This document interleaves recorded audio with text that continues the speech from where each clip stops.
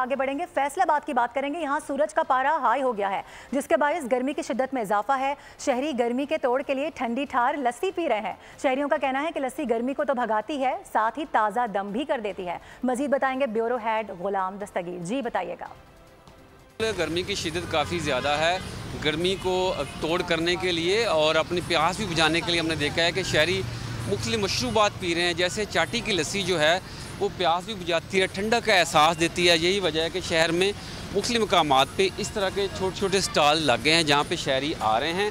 दौरान सफ़र जो है शहरी रुकते हैं, प्यास बुझाते हैं, उसके बाद अपनी अगली मंजिल की तरफ चले जाते हैं। बात भी करते हैं उनसे, जानते भी हैं कि गर्मी की शिद्दत काफ़ी ज़्यादा है। भाईजान, तो किस तरह गर्मी को भगा रहे हैं आप लोग? बस यहाँ काम से फ़ारग होते हैं तो गर्मी कर होती है, इसलिए बाहर आते हैं, लस्सी पीते हैं और नहाते हैं, एंजॉयमेंट करते हैं। यहाँ फिर टाइम गुजर जाता है ना, गर्मी बहुत ज़्यादा होती है। चाटी की लस्सी से प्यास बुझ जाती है, गर्मी का मुकाबला हो जाता है, जरा आसरा हो जाता है, जरा गुजारा हो जाता है। गर्मी तो काफ़ी ज़्यादा नहीं, बहुत ज़्यादा है।